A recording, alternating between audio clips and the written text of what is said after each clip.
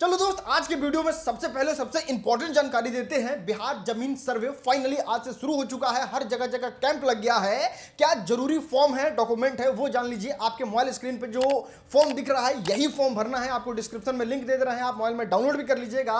और इतना ही नहीं, स्क्रीन पे जो जो कागजात आपको नजर आ रहा है यही सब लेके जाना है। तो अगर आप रेडी नहीं किए हैं तो ये सब कागज को रेडी कर लीजिए। और बाकी अगर आप अपने बिहार से बाहर पंजाब कोलकाता कमाने गए हुए हैं तो आपके मोबाइल स्क्रीन पे बिहार जमीन सर्वे का ये ऑफिशियल एप्लीकेशन है। यहां से भी आप अपने जमीन का सर्वे करा सकते हैं। और अगर इसके बारे में डिटेल में जानना है तो YouTube पे सर्च कर लीजिए इसका कैसे इस्तेमाल करते हैं। चलो दोस्त, आगे बढ़ते हैं और बात करते हैं गोल्डन दास के बारे में। क्या इसने भयंकर वाला चोरी कर लिया है? देखो, आपको पता ही होगा मुजफ्फरपुर कांड के बारे में। ये गोल्डन जो है वो अपने दल बल के साथ पहुंचा था और उस पे संजय यादव के पड़ोसी ने ये बात का आरोप लगाया है कि मेरे घर से 20 लाख रुपया का चोरी कर लिया है गोल्डन। जेबर उबर था वो चोरी कर लिया है, ट्रैक्टर कूद दिया है और लास्ट में सारा सामान लाद के पिकअप पे और अपने साथ ले गया। क्या कहा संजय यादव के पड़ोसी ने, आप खुद सुन लो। लूटने के लिए आया था, ये लूटने के लिए आया था, पूरे गांव को लूट के ले गया। मतलब बताइए, भीम दास तो लुटवा करके गया है। गोल्डन दास लुटवा के गया, हाँ लुटवा करके वो गया। क्या क्या यहाँ पे जैसे आपके घर में टोटल कितने का नुकसान हुआ होगा? 70-75 पूरा गांव में 70-75 नहीं, पूरे मेरा पर्सनल। अच्छा, क्या क्या सामान नुकसान? कैश ही तो सिर्फ 20 लाख था। गाड़ी लेने के लिए सब जुटा के एक दिन बाद में गाड़ी लेना था ना। 20 लाख रुपया कैश रखे थे इन्होंने और कैश भी यहाँ से लूट कर ले गए। उसके बाद जेवर उबर था सारे घर का यहाँ तिजोरी में। भाई साहब, ये तो बड़ा भयानक वाला आरोप है। खैर, इसमें जैसे ही कुछ और अपडेट आता है हम आपको जरूर बताएंगे। आप इस वाले चैनल को सब्सक्राइब कर लीजिएगा। चलो दोस्त, आगे बढ़ते हैं और बात करते हैं भारत बंद गो रॉन्ग इन जहानाबाद। देखो, होता यह है, भारत बंद के चक्कर में कुछ लोग जो है वो पुलिस वाले से भिड़ जाते हैं। अब पुलिस वाले का खोपड़ी घूमता है और 5 लोगों को पकड़ के जेल भेज देता है। बाकी लोग जो वहां पे मौजूद रहते हैं वहीं पे भर पेट सटका पुलाव खिलाता है जहानाबाद पुलिस और सारा प्रदर्शन को हटा देता है। और प्रदर्शनकारी भी कहते हैं सटका पुलाव बहुत टेस्टी था, अब बिहान प्रदर्शन होगा, आज का पेट भर गया, आज का कोटा फुल है। इतना ही नहीं, पटना में तो अलग व्यवस्था था। पुलिस बाजा उजा सब पचका दिया है मार लाठी के। और ठेला का क्या स्थिति हुआ है वो तो आप अपने मोबाइल स्क्रीन पे देख ही रहे हैं। और इन सारे गुना भाग कंफ्यूजन में हाँ, डीएम साहब को भी धैल लाठी लगा, एक लाठी। चलो दोस्त, आगे बढ़ते हैं और बात करते हैं भारत बंद पे। बिहार के पूर्व सीएम जीतन राम मांझी ने ऐसा बयान दिया है कि ये चर्चा के केंद्र में बन गए हैं। देखो, सुप्रीम कोर्ट ने जो रिजर्वेशन के बारे में कहा है उसको लेके ये पूरा विरोध प्रदर्शन हो रहा है, जिसकी वजह से जगह जगह चीजों को बंद किया जा रहा है। और इस चीज का घोर निंदा, कड़े शब्दों में निंदा जो है वो जीतन राम मांझी ने किया है। क्या कहा आप खुद सुन लो। मैं कल ही 18 जातियों का एक बैठक करके आया था। हम लोगों से मना किया कि सुप्रीम कोर्ट ने जो आदेश दिया है कि वर्गीकरण होना चाहिए तो वर्गीकरण होना चाहिए।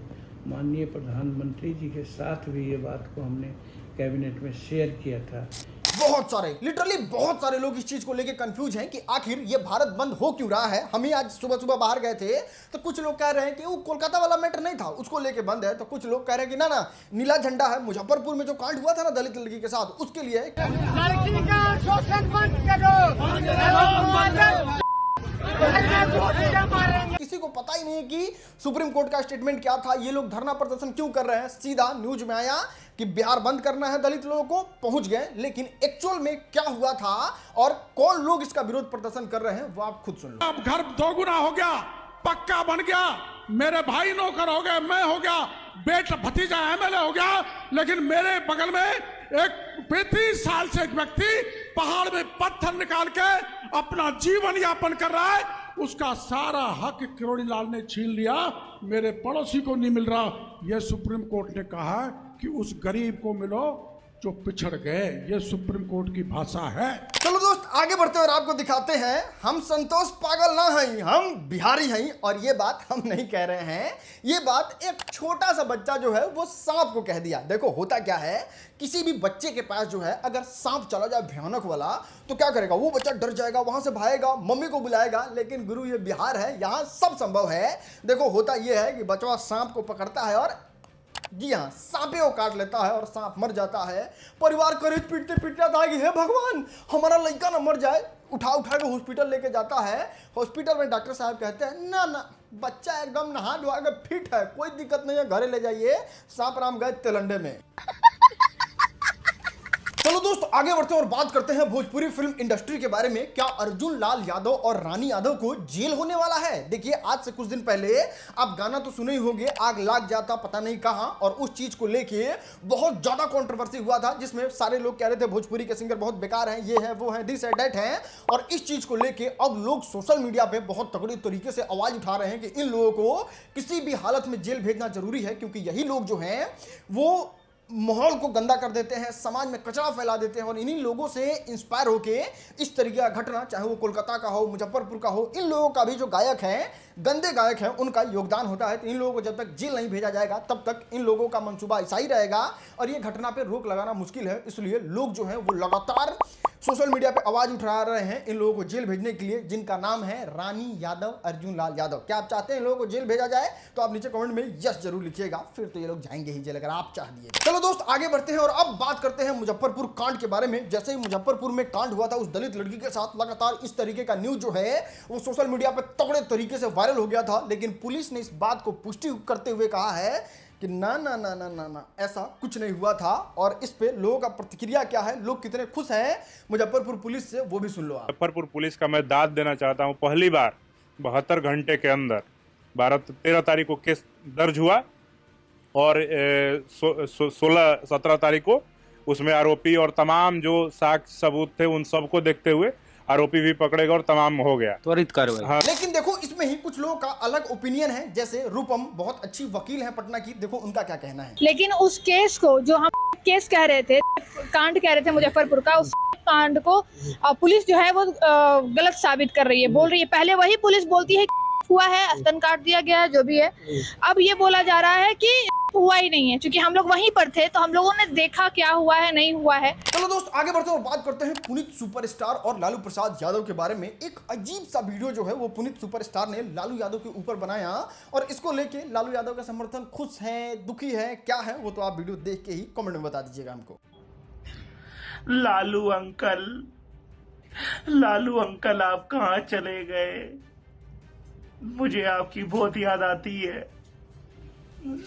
आप कहाँ चले गए? इस देश को आपकी जरूरत है लालू अंकल। चलो दोस्त आगे बढ़ते हैं और बात करते हैं पवन सिंह की धर्मपत्नी ज्योति सिंह के बारे में। क्या पवन सिंह ज्योति सिंह में इतना ज्यादा गड़बड़ हो गया है कि अब पवन सिंह के दुश्मन के साथ हाथ मिलाना चाहती है ज्योति सिंह? नहीं मजाक नहीं कर रहे हैं, सीरियसली बता रहे हैं। आप देख ही रहे होंगे किस तरीके से पहले से ही ज्योति सिंह जो है वो पवन सिंह को इंस्टाग्राम पे फॉलो नहीं करती हैं, लेकिन इसमें सबसे ज्यादा शॉकिंग चीज ये है कि जो ज्योति सिंह है ना वो दिनेश लाल यादव निरहुआ को फॉलो करती है। आप लोग देखे होंगे किस तरीके से चुनाव में पवन सिंह भरे मन से कह रहे थे कि जो भाई थे यानी कि दिनेश लाल यादव निरहुआ, रवि किशन, मनोज तिवारी, वो दुश्मन हो गए और उनको ज्योति सिंह फॉलो कर रही है। इतना ही नहीं, त्रिशाकर मधु को फॉलो कर रही है और जितने सारे पवन सिंह के फैन जो हैं वो सपना सजा के बैठे हैं कि छोटा पवन सिंह आने वाला है तो पवन सिंह का दाम्पत्य जीवन बहुत अच्छा हो गया है। इस बात को जान लीजिए, पवन सिंह अभी तक केस वापस भी नहीं लिए हैं। खैर आगे क्या होगा वो तो हम आपको बताएंगे ही, तो इस चैनल को सब्सक्राइब कीजिएगा, तब ना एक ही जगह सब मिल जाएगा। कहां नेट जियान कीजिएगा महाराज। चलिए दोस्त आगे बढ़ते हैं और बात करते हैं भोजपुरी के वर्ल्ड रिकॉर्ड के बारे में। और ये वर्ल्ड रिकॉर्ड ना आपके फेवरेट खेसारी लाल बना रहे हैं और ना पवन सिंह कल्पना की है इस रिकॉर्ड के बारे में। और रिकॉर्ड ये है कि अब रितेश पांडे का गाना जो है वो 1 बिलियन कंप्लीट होने वाला है और ये पूरे दुनिया में कोई ऐसा भोजपुरी सुपरस्टार नहीं है जो इतना बड़ा मार्क पूरा किया हो। ना कोई इतिहास में था, ना कोई प्रेजेंट में है, भविष्य का पता नहीं वो कौन हो सकता है, वो नीचे कमेंट में बताइएगा। मात्र 10 मिलियन दूर है हेलो कौन गाना 1 बिलियन होने से, और ये सबसे बड़ा गाना होगा भोजपुरी इंडस्ट्री इतिहास में और ये रितेश पांडे का गाना है। हाँ, इस बात को सुनते हुए बहुत सारे पंटर लोग रुमाल मुरट्ठा उठा झंडा उठा लेके आ जाएंगे खेसारी का और पवन सिंह का कि ये तुहनी का आज करब पवन सिंह कहिया पुदीना गाना में 2.5 बिलियन दे दिए हैं। तो कुछ खेसारी के फैंस आए कहेंगे कोका कोला सुने हो तो कहिया 500 बिलियन चला गया था। तो देखो वो सबको रिकॉर्ड नहीं करते हैं, रिकॉर्ड उसको मानते हैं जो एक चैनल पे एक तरीके से व्यूज लाया हो, और ये रितेश पांडे का बनने वाला है, मात्र 10 मिलियन दूर है। सच में ह्यूज रिकॉर्ड हो जाएगा। तो आप किसी भी सुपरस्टार के फैन हैं तो फैन के नजरिए से मत देखिए, भोजपुरी के ऑडियंस के नजरिए से देखिए। भोजपुरी में भी अब कहा जाएगा जाएगा बिलियन मौजूद है रे। चलो दोस्त आगे बढ़ते हैं और बात करते हैं स्त्री 2 के बारे में। भाई साहब लगातार दिन प्रतिदिन जैसे जैसे दिन बीत रहा है वैसे वैसे रिकॉर्ड टूट नहीं रहा है, इसे करके फाड़ दे रहा है रिकॉर्ड। और अब क्या रिकॉर्ड है हम आपको बताते हैं। अभी तक ये फिल्म जो है वो 300 करोड़ रुपया का मार्क जो है वो टच कर चुका है और ये सिर्फ किया है भारत में। मतलब भारत में इतना ज्यादा कलेक्शन है और ये बहुत बड़ा है, मतलब बहुत ह्यूज है। आप इससे ही अनुमान लगा लीजिए 2024 में अभी तक का सेकंड लार्जेस्ट फिल्म बन चुका है स्त्री 2 अभी ही। मतलब कोई नहीं है टक्कर में, ना शाहरुख खान, ना सलमान खान, ना अक्षय कुमार, फलना चिल्ला कोई नहीं, टॉप 2 में आ चुका है। और आप इस बात से ही अंदाजा लगा लीजिए कि अभी आया था ना एक फिल्म खेल खेल में 11 करोड़ कमाने में स्ट्रगल कर करके हालत खराब हो गया है। खैर स्त्री 2 के इतने बड़े सक्सेस का राज क्या है वो राज हम जानना चाहते हैं और वो हम ढूंढेंगे कमेंट में। आप कमेंट करके बताइए क्यों इतना सक्सेस हुआ। चलिए दोस्त आगे बढ़ते हैं और आपको दिखाते हैं मध्य प्रदेश में एक कोर्स के बारे में। और ये कोर्स गजब का अजीबो कोर्स है और इस कोर्स में जानते हैं क्या होता है। बच्चों को सिखाया जाता है पॉकेट कैसे मारना है, पुलिस से कैसे बचना है, कैसे चोरी करना है, कैसे छिनैती करना है। और सबसे शॉकिंग चीज जानते हैं, गार्जियन जो होते हैं मतलब पेरेंट्स जो होते हैं वो अपने बच्चों को ज्वाइन करा रहे हैं और 2 से 3 लाख रुपया फीस भी दे रहे हैं ताकि हमारा बच्चा पढ़ लिख के पता ना क्या चोर बनेगा। बताइए यार, आने वाला है कलयुग, आइए गया है समझिए। तो चलिए दोस्त आगे बढ़ते हैं और आपको दिखाते हैं आज का सबसे तगड़ा वायरल वीडियो। भारत बंद होने ही वाला था तब तक नाश पीटा ठेका दिख गया और भारत बन गया तिलंडे में। भीड़ देखो भीड़। तुम्हें शर्म है? कुछ शर्म आया है? जो भी विकास हो रहा है दारू में ही हो रहा है।